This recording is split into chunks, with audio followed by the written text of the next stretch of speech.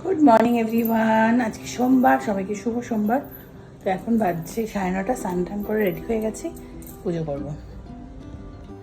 তো যেহেতু সোমবার সকাল সকাল তো স্নান করে নিলাম, এবার ঠাকুরের বাসনটা একটু ধুয়ে নিচ্ছি।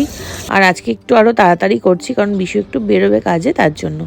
তো আমি প্রত্যেক দিন মানে আগে ঠাকুরের বাসনটা ধুয়ে তুলসী গাছে জল দিয়ে নিই, তারপরে পুজো করতে যাই।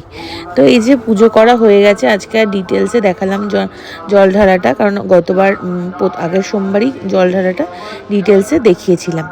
তো পুজো হয়ে গেছে, বিশুও জল ঢেলেছে, আজকে আগে ফার্স্টেও জল ঢেলেছে। তো ওকে টিফিন দিলাম, খেয়েও বেরিয়ে যাচ্ছে। আর আমি এখন করব হচ্ছে রান্না। তো আমাদের জন্য আজকে আর ফেনা ভাত করবো না, ওই ফেনা ভাতটা খেলে না খুব মানে অ্যাসিডিটি হয়। তো তার জন্য গোবিন্দভোগ চালের ভাত করব আর কি। আর এদিকে কাচের বাটি ফাটিগুলো ধোয়া ছিল, তো সেগুলো উল্টে দিলাম। তো গোবিন্দভোগ চালের ভাত করব আমার জন্য আর জিয়ার জন্য। আর বিশু তো খাবে না, বাইরে থেকে খেয়েই আসবে। তো দুজনের মতো একটু ভাত করে নিচ্ছি, আর বেশিই ছিল। তো যাই হোক, আর একটুখানি কী করবো বলো তো, আলু ভাজবো। তো এই যে ভাতটা বসিয়ে দিয়েছি, গোবিন্দভোগ চালের ভাত ঘি দিয়ে মাখবো, আর তার সঙ্গে আলু ভাজা হেব্বি লাগবে একদম। তো এই যে দেখো খেতে বসে গেছি, ঘি দিয়ে ভাতটা মেখে নিলাম, ঘি, কাঁচা লঙ্কা, নুন দিয়ে, আর তার সঙ্গে আলু ভাজা। তো খুব ভালোই খেলাম দুপুরের খাওয়াটা।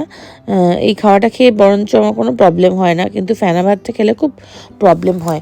তো খেতে খেতে দেখো এদিকে নেমে গেছে প্রচণ্ড জোরে বৃষ্টি, মানে মেঘ করে গেছে। কিছুক্ষণ আগেই বিশুর সাথে কথা হলো যে ও যেখানে গেছিলো হাওড়ার ওই ডানকুনির ওদিকে, ওখানে প্রচণ্ড বৃষ্টি হচ্ছিল, তারপরে এখানে বৃষ্টিটা চলে আসলো। তো এত বৃষ্টি হচ্ছে, পুরো আমার বারান্দা জলে ভেসে গেছে, মানে এত জলের ছাট, মানে বৃষ্টিটা উল্টোপাল্টাভাবে পড়ছে। তো যাই হোক, বৃষ্টির মধ্যে একটু টানা ঘুম দিলাম, তারপরে উঠে একটু পনির রান্না করব। আজকে যেহেতু ভেজ, সোমবার ছিল, ওই জন্য পনিরের একটু তরকারি করব। তো পনিরটা আজকে ইচ্ছে আছে সাদা গ্রেভির পনির তরকারি করব। তো আর আমাদের তো একটু পনিরের মধ্যে পনির যতই করি না কেন একটু আলু দিতেই হয়, তো একটু সামান্য আলুও দিয়েছিলাম। তো ভেবেছিলাম রেসিপিটা তোমাদের সাথে শেয়ার করব, কিন্তু আমার একটা ফোন এসে যায় সেই মুহূর্তে, তো ফোনে কথা বলতে বলতে না আর শেয়ার করা হয়নি। তো যাই হোক, পনিরটা হয়ে গেছে এবার। আর মালাবার পরোটা অর্ডার করেছিলাম, আটার পরোটা।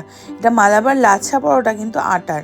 কিন্তু আজকাল দেখলাম পরোটাটা না অতটা ভালো লাচ্ছা ছিল না। তো যাই হোক, এটাই ছিল আমাদের ডিনার, মালাবার পরোটা আর তার সঙ্গে শাহি পনির। তো কেমন লাগলো ব্লগটা অবশ্যই কমেন্ট করে জানিও।